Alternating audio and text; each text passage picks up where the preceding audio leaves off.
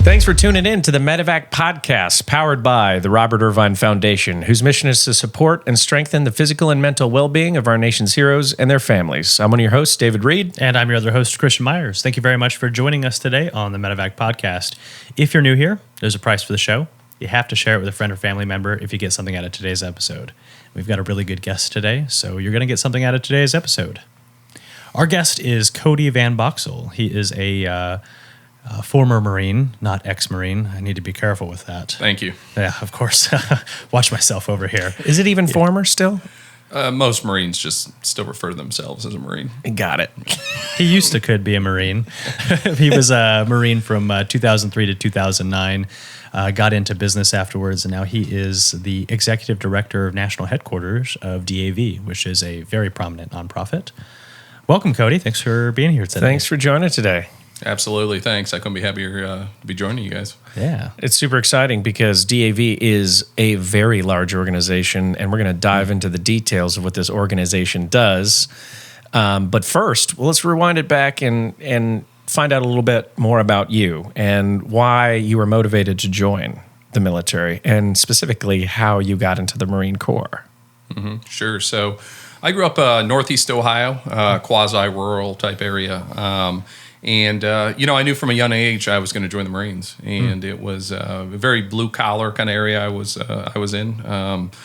My parents were very hard workers, but I wasn't destined for a free ride to college. If I was going to do that, I was going to pay my way through, and I wasn't apt at hitting the books in school. I wasn't, although I got by, I wasn't excited about school. So very early on, I recognized the Marine Corps, and so I was kind of chubby. I wasn't in good shape. I skimped out on gym class and did those things. But I thought, if I join a branch, and no offense to present company, but I thought, the Marines have a reputation for general infantry purposes of being the toughest. Sure. And so that's what I'm going to do. And so it kind of led me down that path. It's very, where I'm from, it's a very patriotic part of the country. And, it's a very honorable path. So that kind of led me down that route. I went to boot camp a week after graduation because I was afraid I was going to chicken out. So a lot of folks will enjoy summer. Yeah. I knew myself well enough, and I thought, I better go. I better get on the bus and get down there. And sure enough, I did. I joined, got into communications electronics, did that for a little bit before transitioning out of that. Yeah. Okay.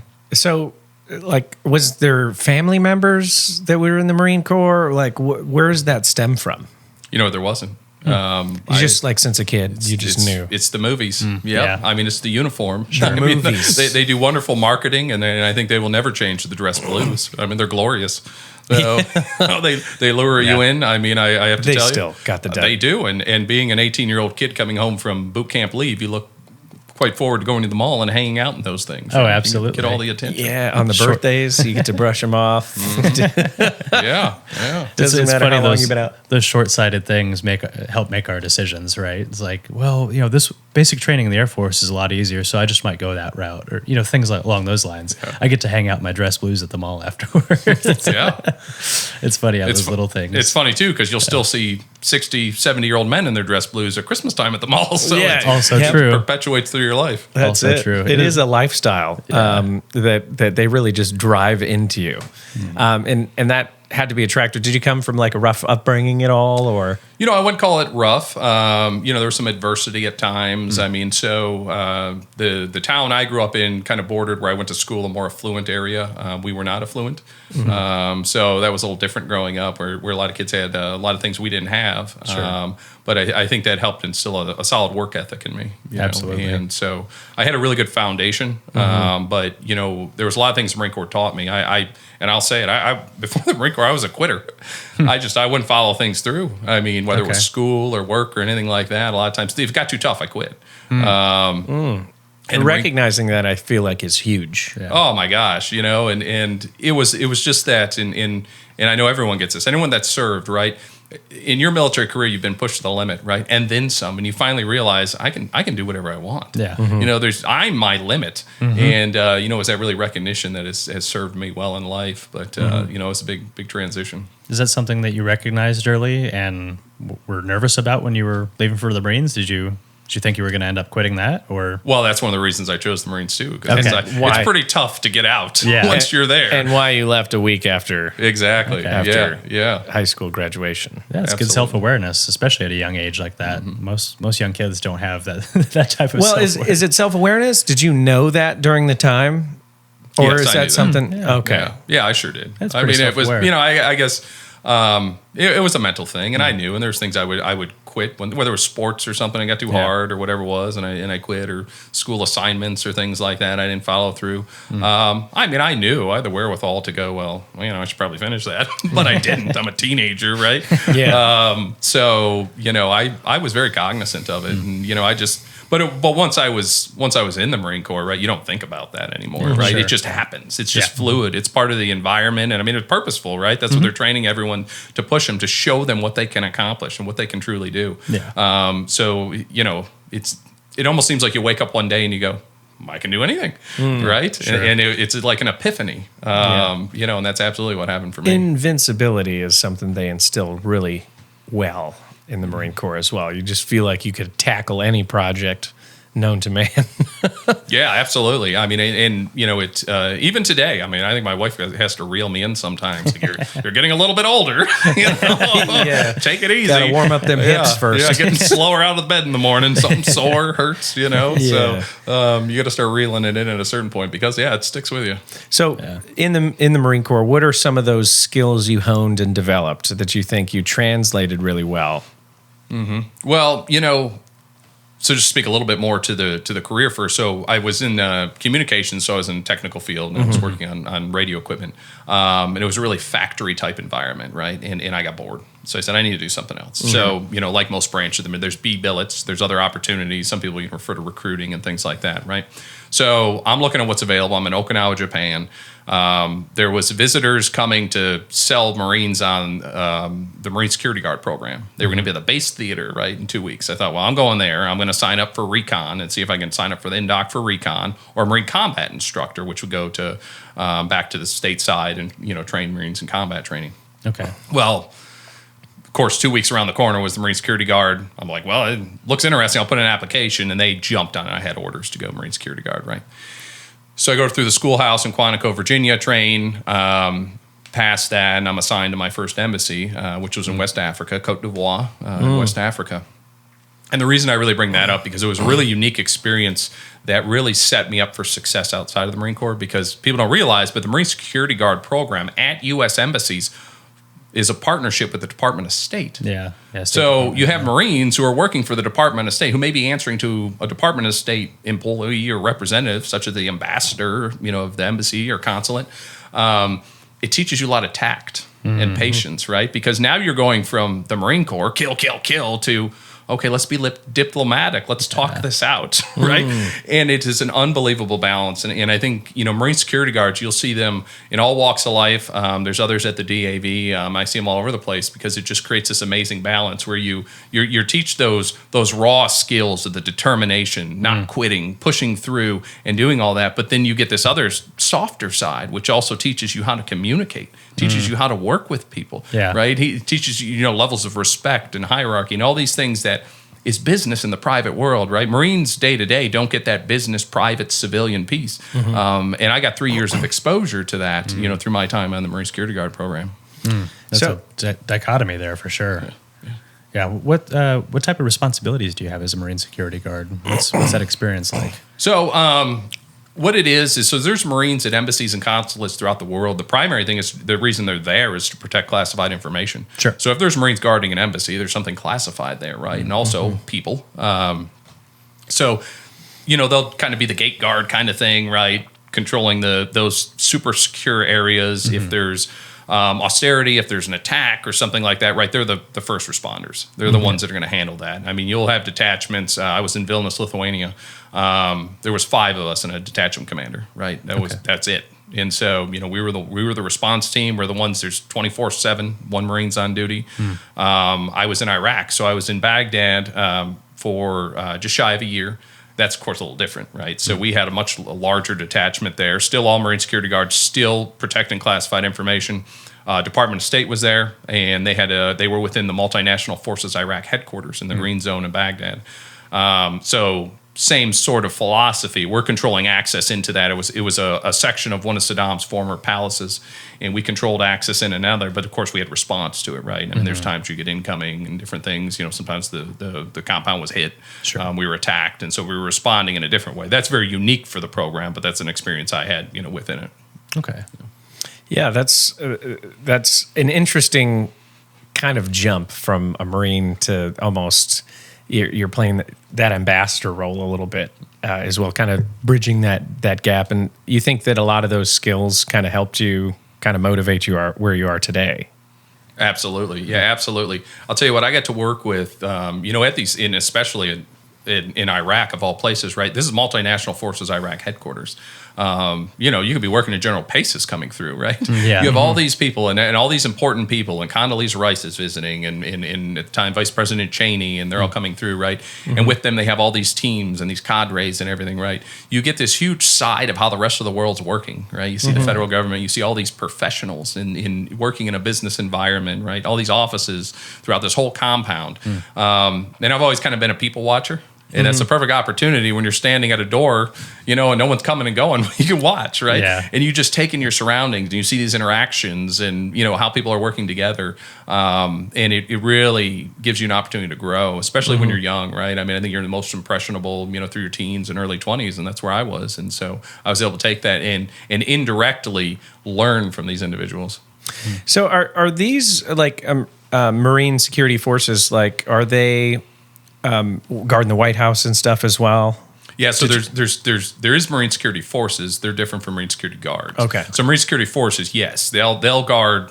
They'll do things such as that, as the White House and other areas like that. Marine Security Guards are specifically with the Department of State. Okay. Doing those embassies, consulates. Sometimes they'll do VIP type security for individuals traveling. If you have the president flying into London, maybe the Marine station there in London will help, be part of that detail. But otherwise, and then once again, austere environments like Baghdad at the time, and I was there in 2007, right? It changes the mission of the Marine Security Guard a little bit. Sure. I forgot where I was going with I had a question lined up, and it completely slipped my mind. I got it now. The history of the Marine Security Guard. So you'll have to forgive me. My Marine history is, I know when your guys' birthday is. That's about it. What's the history behind why the Marines are selected for this? Well, it sounds like you need a book for your coffee table. I'll get you the big Marine one with the Globe anchor on it. That'd be perfect. A pictorial history of the United States Marine Corps. Nice. Does it come with crayons? Very, very timely. We recently had our 248th birthday, so this will work well. Is there a coloring section? Yeah, the coloring section. We embrace that, by the way. Comes with a box of crayons. Yeah. All right, now I forgot your question. No, the history of the Marine Security Guard. So, why are the Marines selected for this? It started in about the 1950s. And there was actually a time where they tried to pull the Marines out. I mean, I'm not sure initially who decided, Marines are going to do this, but there was a time that they tried to say, well, we're going to pull the Marines out, and Department of State employees threw a fit. So there's no way, because Marines have a reputation, right? Professional. I mean, Marines are tough. Yeah. And, your general Marine coming out of boot camp, coming out of combat training, every Marine's a rifleman. That's the philosophy of the Marine Corps, right? It doesn't matter what you're doing. Yeah. That's your basis. That's your foundation. And I think that has led to the consistency and the expansion of the program. It's gotten bigger over the years, and it's larger now than it has been. So I think that's why, and I think that's why it'll stay. Okay. And I can't attribute the quote off the top of my head, but it was said that America will always have the Marine Corps because Americans love the Marines, right? And being the smalling branch, because many times in history when they've considered getting rid of it, why don't we just move them into the Army, right? Yeah. But it's always failed. And I know they're kind of struggling with the size. Right now, obviously, recruitment is way, way down. Yeah. But, before the exit, the Marine Corps was at an all-time high, and they were having a hard time with the logistics at all. Were you familiar with any of that stuff? A little bit. And actually, the Marine Corps just met their recruiting goal, so they're the only branch that was able to, right? Part of that is because it's a smaller branch, right? Good marketing, too. Yeah. Yes, excellent marketing. Did you have good marketing? They challenge you to join the Marines, right? Yeah, And I think that's unique to them is that, no, we're not giving you a signing bonus. If you re-enlist, if you do, your 4 years and you're successful, yeah, maybe then we'll give you a bonus. We're not doing it. Yeah. We don't know if you're tough enough. Yeah. You know, You gotta earn your they, spot. they lay that down. So I've been, every once in a while I'll see the numbers influx, but a lot of times you see it's kind of administration based, right? So you'll have a certain president or administration, and there's an influx, and then it changes out, and then there's a little less focus on the military, and you'll see it go down.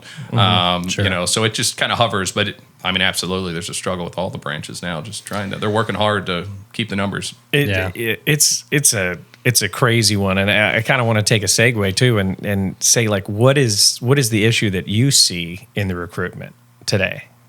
Well, I think there's, and this isn't my expertise, right? Yeah, it was purely speculation. Purely speculation. Tell us how it is, Cody. I think there's a few reasons. One is there's so much opportunity out there, right? Yeah. And so I think some people, when they're weighing their the opportunity, and they're going, well, should I do this? Right? Well, that's dangerous. That's part of it. Secondly, is I think we've done a disservice to students. To kids in a lot of ways by saying college is the way to go, right? And this is, and I'm sure you're well familiar. This is a conversation in America right now, right? Yeah. You see the trade suffering, you see the military suffering because you need a college degree, right? We're putting these kids in debt, sending them to these expensive schools when there's great opportunity. So I think that's a big part of it. I think it's turning though. I think that's changing. I think people are fed up with exorbitant college costs. Yes. And the economy keeps humming along. It's had a couple of hiccups, of course. Last year it did.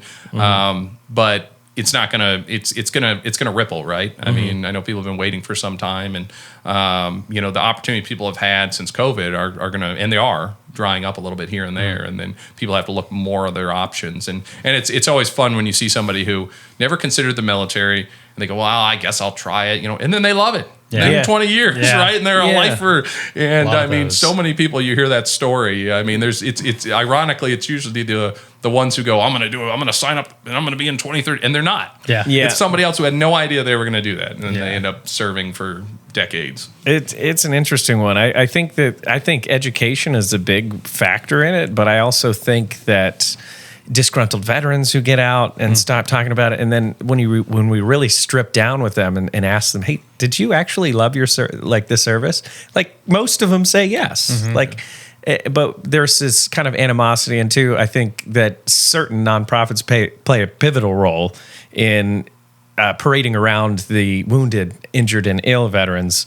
But let's not go there yet. I want to kind of rewind it back to those trade skills that you learned. You're starting to develop this kind of heightened sense that your average Marine wouldn't get of these business skills. You're watching, you're observing, and you're deploying. And what are those translatable skills that you pulled from that in your transition out of the military? Well, people use the term soft skills, right? Sure. That's what it's all about, and I think it's so valuable. There's really I don't know soft skills where there's nothing soft about them. They're super important, and they're very difficult for a lot of people. Yeah, I think if you're a leader, and we talk soft skills, right? It's the basics more than anything. Communication, right? Communication. You need teamwork. You need to be able to get along. You need to work well with people. Having those things, and that's really what it teaches more than anything. To be able to have that, to be able to go through issues, right? You're a young, motivated Marine, hard charger, and you're trying to do your job, and then you get this 50-year-old Department of State employee who's a little sassy and disagrees with you, right? You're used to, here I am, a sergeant in the Marine Corps, people do what I say. Well, she's not. Yeah. So, you work through these problems and you face these challenges, right? So your skills in dealing with difficult people and dealing with problems, it's such an opportunity to improve and learn and grow and take those with you. Once again, I think it's fairly unique to the Marine Security Guard program, but of great benefit. Having some varying methodology there is also important because, like you said, soft skills, you have your Marine soft skills, and then you have your more diplomatic soft skills, right? You know how to lay down the law and put a hard line if you need to. The Marines taught you that well. And you learned the diplomacy side, on the State Department side, right? You have that ability to navigate through them a little bit more tactfully, right? Absolutely. Yeah. It's a diverse skill set, Yeah, right? exactly. So you can do both, right? Yeah. And as a leader, I pride myself on difficult conversations, on and I think the Marine Corps has helped me with that, right? So prior to being executive director at DAV, I was assistant executive director. Before that, I was in human resources. I was HR director. Okay. And you want to place, oh my goodness, you want to talk about tough conversations. Yeah. It's like on a daily basis. It's frequent. I mean, people they're having issues, they're having problems, sensitive things, right? And of all the places to be this Marine who spent time in Iraq and did all this, now I'm in a safe space in HR, right? So it's kind of ironic. And here I am pulling skills from the Marine Corps to help me be a better human resources professional. Yeah. And absolutely I am, because I can have those conversations. And now in my current role, I value that. I value when people do that with me. I like a level of directness. We have to be understanding. We have to be empathetic with people, and we have to be sensitive to people's feelings, and work with people. And everyone's different, right? So we got to know our folks. But we don't get anywhere if we don't address things, if we don't hit problems head on, if we don't talk about things, if we don't sit there and sort it out. And once again, I was just telling somebody a few days ago, we were talking about an issue, and it seemed like one of our leaders was having trouble confronting two individuals that were disagreeing. Well, once again, when I was in the Marine Corps, when I was doing the electronics piece, we worked on cryptographic equipment, right? Sure. Confidential communications, encrypted communications. So we worked in a vault. It was like a big bank vault. Well, if you were two Marines upset at each other, go in there and close the door. Yeah, that's 20 minutes later, it's sorted out. You're walking out, and everyone's fine. Everybody's right? buddies. Yes, after that. I mean, so same philosophy, right? When we're not going fisticuffs. That's what we should do in HR departments, is what you're saying. I think we that's an amazing idea. I'm going to write a letter to your local congressman. The first rule of HR. So we talk about communication and leadership and integrity a lot, but I think one of the core values that you really get out of the military is service, selfless service. So the ability to serve your team, right? I think that's a huge part of what the skills you have, and that's why you're such hard workers, like these veterans who come out and get involved in this. So you hone these skills. And what is your transition like out of the military? Is it pretty streamlined? Do you know what you're going to do? Did you know you were getting out? So I knew I was getting out. Interestingly, so I was engaged to my wife at the time in Lithuania. I was looking at that, and I remember I have a gunnery sergeant at the time. Really respect him. He actually married a Lithuanian and lives in Lithuania now. And, he had some adversity, like many in the military, where, divorced and kids, living elsewhere and those kind of things. And that's tough, right? And I kind of reflected on the military life, and now here I am with soon-to-be young wife, and we want to have a family. And then I also was injured. So I hurt my back when I was in Iraq. Nothing fancy, was training, working out. I heard it, but I knew it was going to catch up to me. You doing burpees, or what were you doing? Pretty close, actually. I was in the gym doing deadlifts. So, yes, there was a pop, and amongst other injuries, that one. That's the worst. Of all the training that you've done to get to this point, the years and years, the deployments, the stations, and, you throw your back out. Isn't that it? Best shape of my life. Yeah. I mean, I'm bench pressing 300, and here you go, a little, and not even a lot of weight, right? Just it's usually a pencil, not just even the weight. Like you drop a pencil on the floor and throw your back. Cough a little too hard. Yeah. So I said, I'm going to have to get out. This is going to catch up with me, and so ended up separating, going back to Northeast Ohio. My wife and I got married, and here I am. I was selected for staff sergeant before I got out.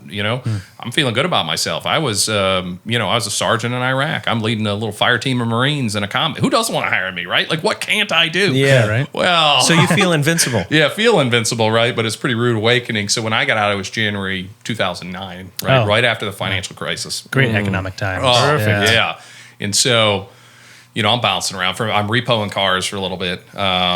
Then I'm doing prisoner transport. So we're doing like Con Air, where we're getting prisoners from prisons in Arizona in the desert and flying them to Hawaii. What was the occupation? Prisoner transport. So how'd you get into that? So I knew somebody who ran a company. So this was like shortly after you exited the military? Yeah, bouncing jobs a little bit, right? And that was one. And so get on an airplane full of convicts, and they're going back to Hawaii, where the prisons are overpopulated, because they send them to the contract prisons in Arizona, right? Okay. A little bit of this is, and many can relate to this. A little bit is the thrill of those jobs, like repoing cars and dealing with prisoners, right? Because you're still a little bit of high after being in the military and doing that. But it wasn't realistic. The money, the hours, things didn't make sense. So I got into a company installing security systems in people's homes and businesses.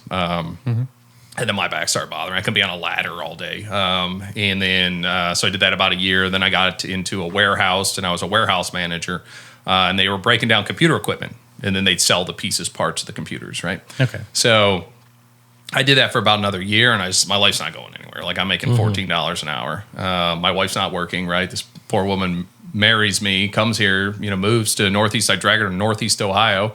We got some little tiny 1-bedroom like cottage house. It was like 500 square foot, the entire home. Oh, wow. Tiny little place. So I got to do something. Talking to somebody, and he asked me, about DAV. I said, not really. But then thinking back, they had helped with my first VA claim when I was getting out. And I just, I hadn't thought about it. And he goes, well, maybe you should look at them. I think they're hiring in Cleveland. So I go up there, I make a connection, go through the interview process. And they fly me to Washington, D.C., go through the formal interview. There was 5 of us interviewing, and the other 4 were all very well qualified. I was not. I was not qualified at all. So why do you say that? Well, so just an example, I interviewed, and this was my perspective at the time, right? I have a high school diploma.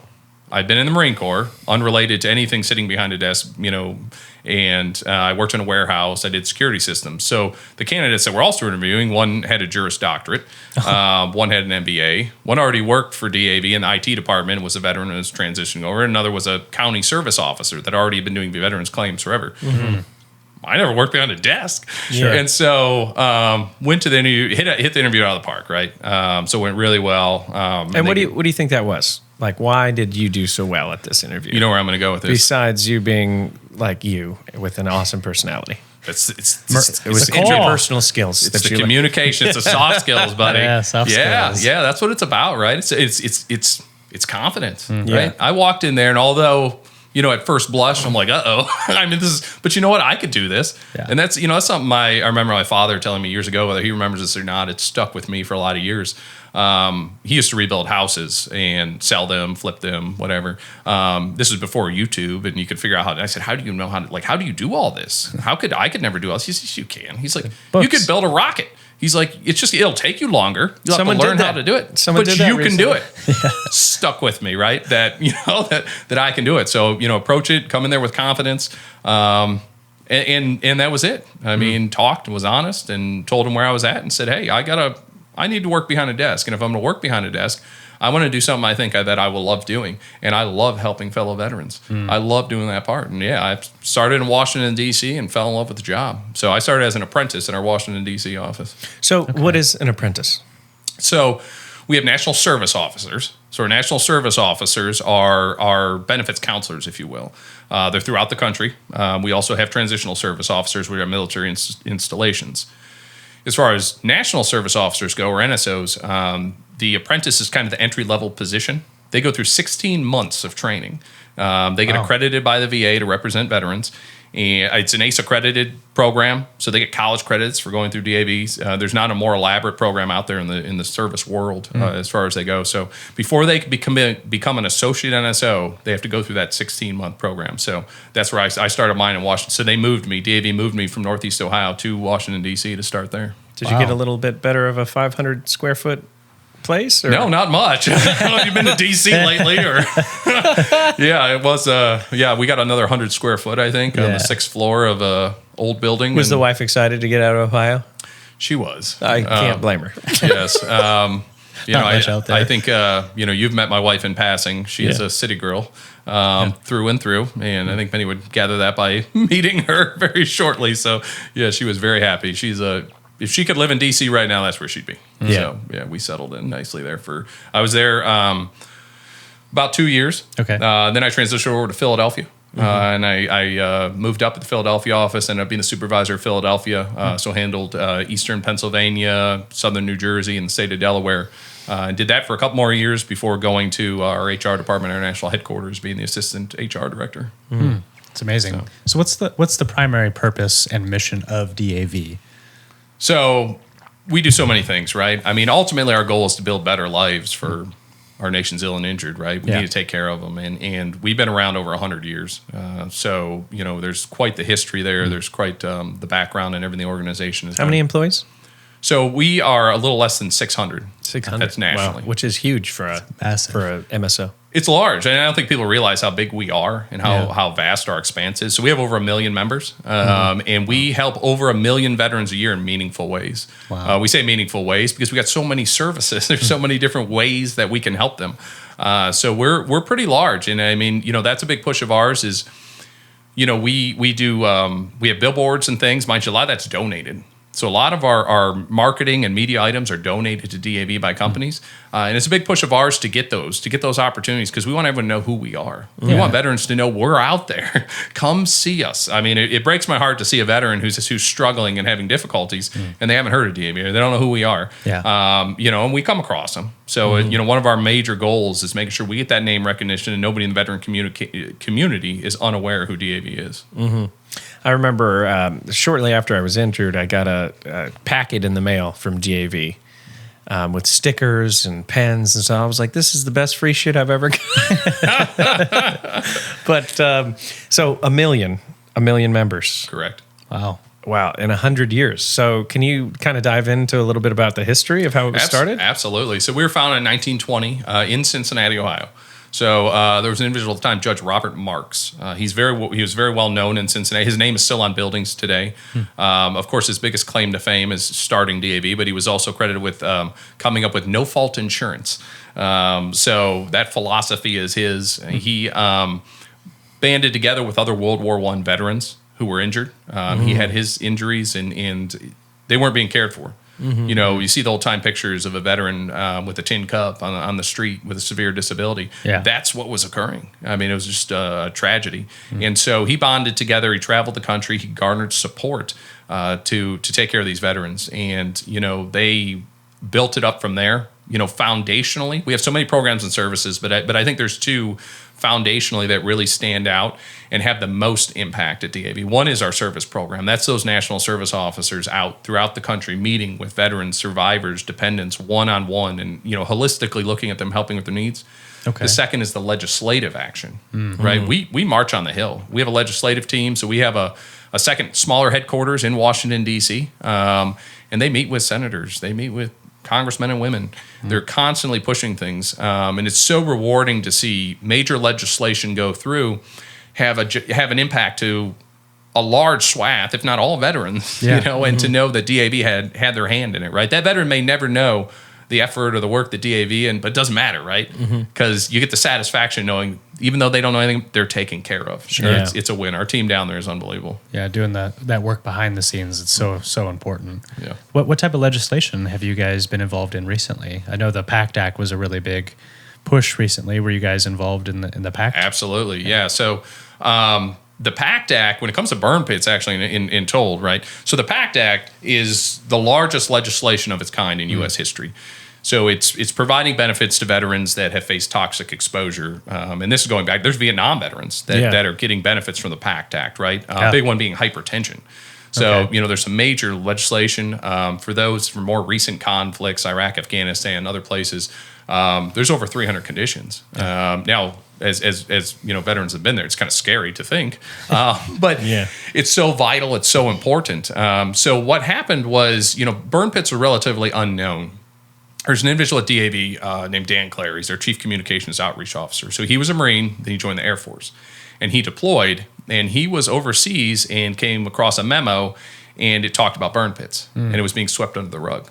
He sent it back to DAV. He's the whistleblower that made the world know about it, and we're very proud of him. Yeah, so it all started at DAV, and as this is, we really helped lead the charge on this. When the legislation started going through with the PACT Act, meeting with every senator. Almost every single person in the House, our team was meeting with to go ahead and say, hey, you need to do this. We need to take care of this because what a disaster, what a travesty to Vietnam veterans who had to wait so long for Agent Orange benefits, right? They were exposed to Agent Orange, and there's cancers and things linked to Agent Orange. I mean, we lost Vietnam veterans. Well, we also lost Iraq, Afghanistan, but got so well ahead of it because of this, because of those initiatives, and through our team and our members and people knocking on doors. It was just huge to get that bill passed. Yeah, I mean, between Vietnam and them recognizing Agent Orange and other toxic exposures, 40 years before they started initiating claims against things like Agent Orange, and now 2 years post post-war, post-exit, the PACT Act ends up passing, right? So at least we're cutting that time down pretty significantly. Absolutely. Learning from our mistakes. Yeah. We're not doing it ahead of time quite yet. We're not doing it preemptively, doing that preventative stuff quite yet, but hopefully we can get there in due time. Well, we're getting there. Another conflict. And one thing, and this is important, I always mention this. So I'll visit the country and I'll meet with our members for different occasions, department conventions, department being the state level. A lot of the room has Vietnam veterans in, right? And I make it a point to this day, anytime I see a Vietnam veteran, I thank them. Because it's because of their sacrifice. It's because they got treated terribly. When they came home, that they make sure I got treated well. I mean, I still remember when I came home from Iraq. I was traveling with the Army for an R&R. Since I was there for a year, and most Marines weren't there for a year, they let us go halfway on the Army's R&R for 30 days. And we landed in Atlanta, get off the plane, I'm walking out, and there's all these people clapping, right? And half of them had Vietnam veteran hats on. Wow. And I mean, I just remember like it was yesterday. And I see anybody walking around, I thank them, I welcome home, and I thank them for what they've done for me. And they're going right back to when they got off the buses, which, we've had Vietnam vets on before. And, I'll never forget that comment that he made is like they had to lock down the windows because people would just throw garbage at them. Yeah. Can you imagine? Human excrement. Yeah. Poop through the windows. Being received like that after defending your country. So that's a great question into 100 years you've been in existence. Yeah. A lot of nonprofits can't even touch that. What are some of the modalities that you saw kind of evolve throughout the course of the year or your organization? In World War II, we called it shell shock, right? Mm-hmm. What are some of the treatments y'all did back then, and how did you see that grow over the last decades? Yeah. So, you're right. Shell shock, battle fatigue, right? Mm-hmm. So, after World War II, I mean, you saw a little bit of it, but especially after Vietnam, you really presented a problem, right? Yeah. And there's a lot of reasons for that. A lot of people relate it to the decompression time that World War II veterans had coming home on ships and things like that, right? Well, it's a different story now. Vietnam, you're in an airplane and you're home. Yeah. One day you're getting shot at, and a couple days later, you're sitting around the family coffee table. Mm-hmm. I mean, that is a stress that needs to be undone. And so, you really started to see that after Vietnam. So, DAV has been really involved and started looking at it. You probably heard of vet centers. If you haven't, they're community-based centers. So they're outside the VA, although the VA oversees them, and they're community counseling centers, essentially. DAV helped start that program. So actually, DAV was coordinating it all, and it got too big. Mm-hmm. So the VA took it over. Wow. So, I mean, we were the foundation of that program, too. And we've been following it closely. And I'll tell you, right now, we're about to release a study that we were involved in, a report on women veterans and mental health. Very timely, right? Because we see this evolution over the years, and now a big focus of ours is taking care of female veterans. Yes, yeah. 20% of new recruits are female right now. They're going into combat roles. Yeah. Wow. 20%. 20%. Yeah, it's at an all-time high. That's a major increase. And, there's still not, although it's come a long way, the VA has done a good job so far. There's a long way to go, right? And one of the areas that needs drastic improvement is mental health. People don't realize this, and it was almost shocking the first time I heard a female veteran is 2 times more likely to attempt suicide than a male veteran. But how often do we see a commercial or we see anything about suicide that has female veterans portrayed? Yeah, never. We almost never do, right? What are the unique challenges that the female veterans are facing specifically? Mm-hmm. Well, so there's a few things going on. One is, their unique care that they need. Sure. The care at the VA has been designed for male population, right? So as a good example is they have a very good program where they try and head off someone headed into crisis. So if a veteran walks in, they look for markers and they go, okay, we got to talk to this person because it looks like they could be headed down that path. Mm-hmm. The baseline for that was done with male veterans. So if you have a female veteran come in, they're automatically taking away those markers. No control group. Yeah. So, and then the second part is they're MST, military sexual trauma, right? Yep. That's not part of that study, right? And so, just now in recent years, I mean, I think they're doing better once again, but still, the focus has been on the male veteran population, and they got to start transitioning this into the female population, recognizing that and recognizing those hardships, right? Some of it is culture too. Some female veterans don't feel welcome at the VA, right? I mean, we've probably heard stories from female veterans that they park in the veteran spot and someone goes, "Oh, is your husband a veteran?" Right? Yeah. And there's female veterans that don't identify as veterans. They don't know they're eligible for VA care. This is a real problem, and this is an onus on us. And I say for the three of us in this room and other male veterans, sometimes VA medical facilities aren't as welcoming because of sometimes male veterans. If you're going to a VA medical facility to get care, other than a routine checkup, it's not fun. You're probably going, you're probably dealing with something very personal, very intimate. Sure. You're probably stressed. And female veterans sometimes will go to VA medical centers, and sadly, I've seen this.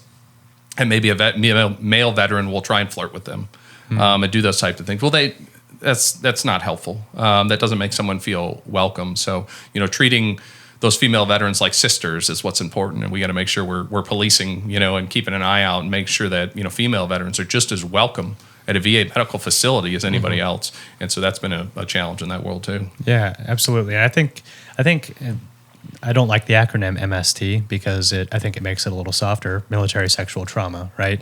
I think there's not very many. I don't hear it discussed nearly as much as I think it is a problem, right? There's a significant percentage of specifically females in the military who deal with military sexual trauma at a rate much higher than the opposing, right, female to a male. What are, from your professional, maybe from your personal experience as well, what are some things that we can do to address that in the military? From my personal standpoint, I think we spend too much time talking about it and not enough emphasis and action either preventing it or having consequences against it as well. I think the consequences need to be much more dire, and the education needs to be less soft about it. Mm-hmm. But I'm curious from your point of view, you spent a lot of time in HR, you spent nearly a decade in the military, now you've been serving veterans for over a decade. Is there something that we can do to start addressing that in a more appropriate manner? Yeah, education's key, right? Mm-hmm. I mean, you got to inform people. And once you do that, you got to make sure people that are looking out for each other, right? And that's huge. And I'll tell you, in my experience, is when someone faces something like that. So if you have a female, she's a female veteran, and while she had served, maybe she experienced something like that, and she reported it. Mm-hmm.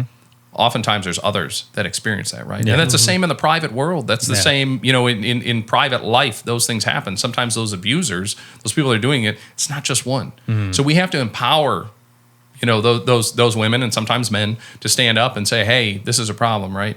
The challenge is that they fear consequences, right? Mm-hmm. Is there going to be retaliation? It's going to be swept under the rug. Yeah. I think the military is better about that, but I don't think, things are still there. We're still seeing, individuals get out who felt like they either felt or actually did suffer negative consequences of reporting something like that, right?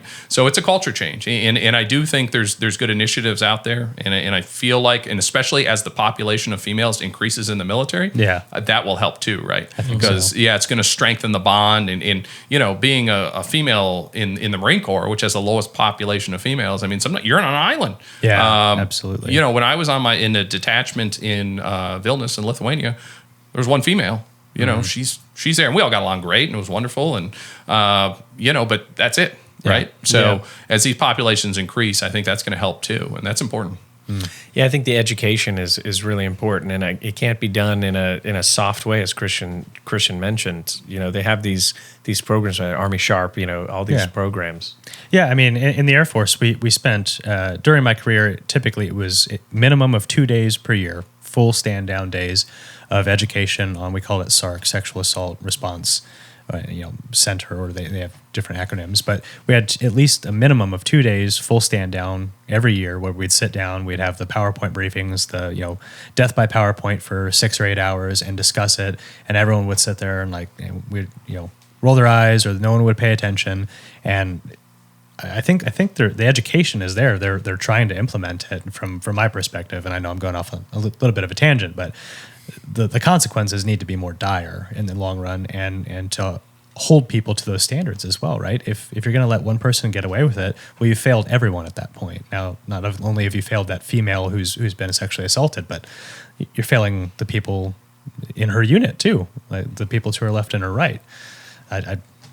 I think I'm just hopeful that we can actually see a change be made and see some consequences. You know, for these I actions. you know what I do see is.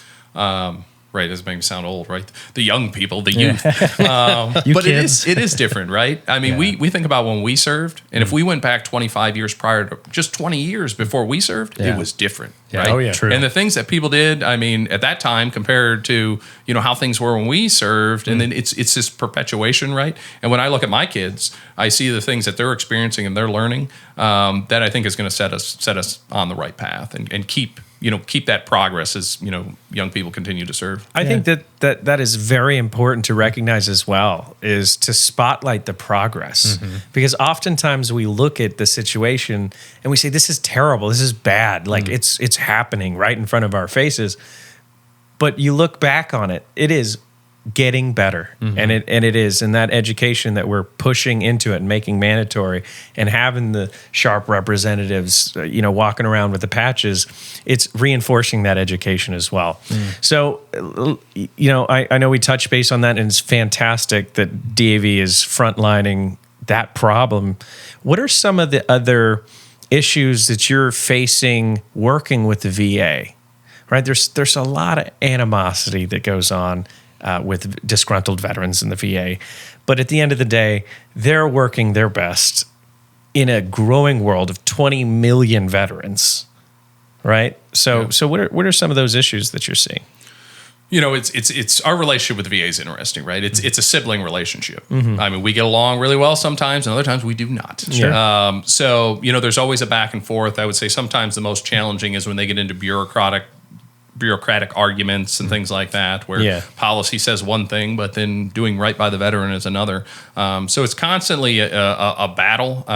We do a couple things to try and make that better, right, to help. So one thing we're involved in with a couple other service organizations called the independent budget. I'm not sure if you're familiar with that, but what we do is we will take a look at the VA's budget and we will help mark it up for them, essentially. So there is a multiple page booklet. When the VA comes time to submit their budget, we go, here, VA, this is how you should spend your money this year, and this is how much you should ask for. Wow. And then we hand it out to Congress people and say, this is how these things should be spent.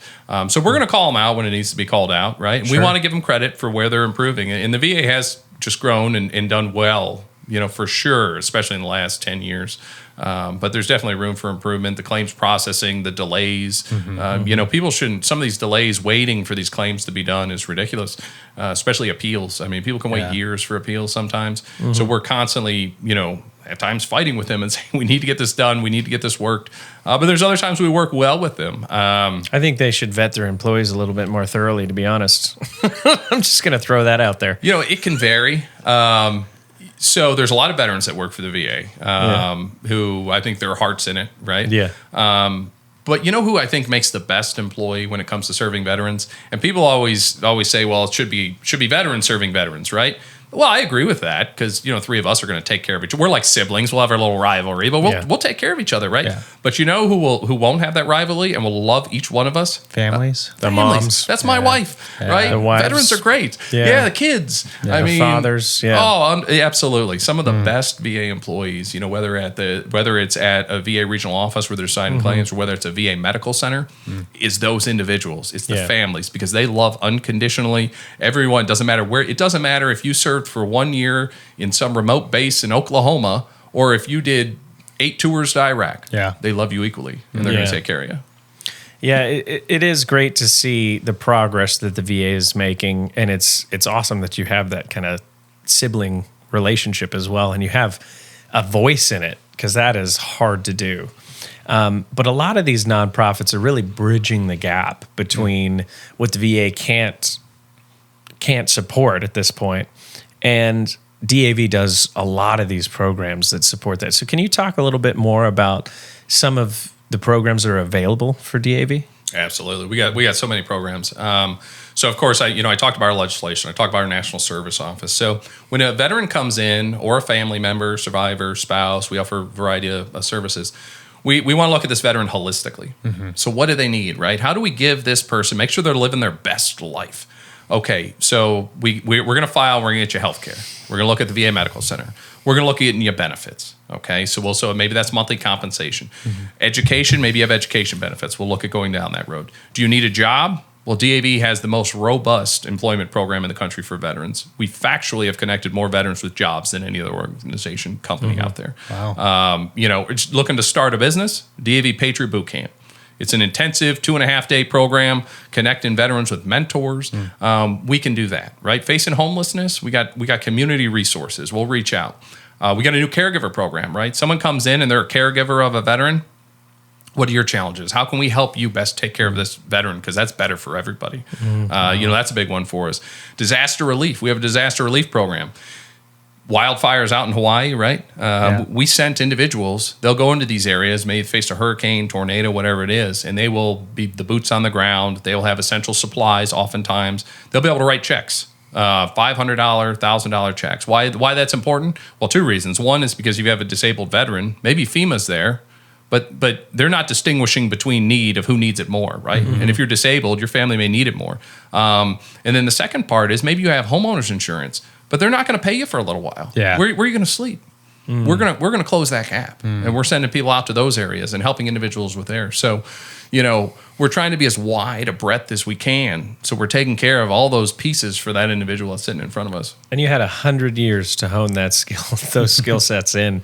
So, we touch base on mental health being, a huge demand now. What are some other prominent issues that you're seeing the veteran need being right now?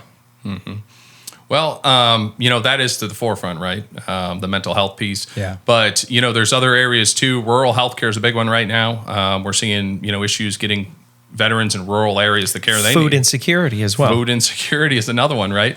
Trying to connect these people with those benefits, Indian reservations, even there, right? Trying to make sure that they're properly supported. Someone shouldn't have to move to a city, right?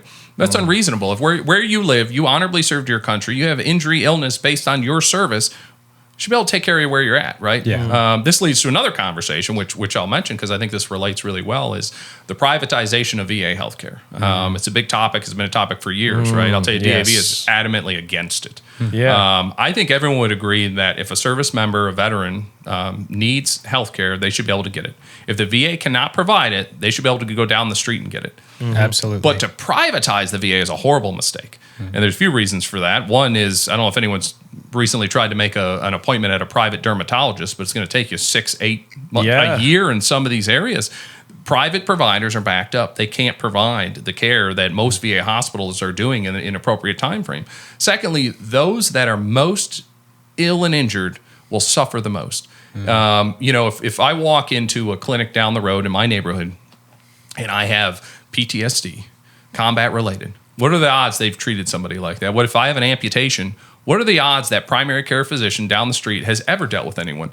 Go to the VA. They've seen it 100 times over. They've researched it. They've worked with many veterans. Oh, yeah. They know that this injury can lead to these other issues and symptoms. You're going to lose all that. They've already seen a challenge now where those that are getting community-based care from private providers don't have the same standards. They're not going through the same training. We just talked about female veterans, right? They're not getting MST training. They're not asking those questions when they're walking in to see a private provider. There's a huge gap there, right? When it comes to privatization. So we got to make sure they get the care. If there isn't other care available, such as rural areas, maybe VA hospitals too far, we need to get them to care. But not to take it down another road, that privatization could be disastrous for veterans. How do you bridge that gap? So if they are struggling, to get support that they need, what does DAV do for that? Support as in healthcare? Yeah, if there's an issue like that, they give you a call and they say, hey, I can't move from my house. Yeah. What am I going to do? Yeah. So, we be a conduit wherever we can with the VA. So as an accredited representative with the VA, we get certain access. I'll relate it first to the benefit side of the house. So if someone comes as a national service officer, and I'm still accredited with the VA, I can take a claim and I put it in, submit it all electronically to the VA, and that veteran comes back 3 weeks, says, where's my claim? Well, what's going on with it? I can go into the VA. The VA grants me access to go into their systems and look at it. Wow. And I can go, oh, it's assigned to so-and-so, and they're developing it. Or it's with a rater and they're rating it, right? We develop similar relations. It's also a little different at VA medical centers. So, VA medical centers, VA hospitals, they've done really well to develop like telemedicine and try and expand their things. So, it's a responsibility of our national service officers to have those connections and things like that. And they do it all the time where, okay, we see you're struggling. Let's connect you with this person. Let's be that in between, right? Our national service officers, I had the same thing primarily when I was a supervisor in Philadelphia. I built great relationships with VA employees, right? Friendships, really. And so when I walk up to my friend's cubicle, who I know cares about veterans, we're going to get it done. We're going to take care of it. And I think that's missing a lot of times in the claims world where people are trying to get those services. We have that access, and that makes all the difference. That's huge. I had no idea that you guys even did that. So just even being able to have an answer to your question makes all the difference in the world. Yeah. So another thing that I want to touch base on as well is, and I think this is a huge issue with the military specific, is transitioning veterans. Getting out of the military.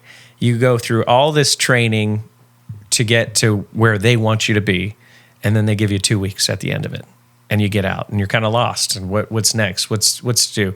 What are some of the things the DAV could help with? Sure. So, as I mentioned before, we have transitional service officers at bases throughout the country, right? So they're part of the TAMS process. You remember the transition assistance programs. To your point, you get your 2 weeks, right? Yeah. So we send representatives, and we get along, with these bases in DoD fairly well. So they give us access to be able to participate. So that's the first step. Is we make ourselves known. We say, here we are. This is everything we can do.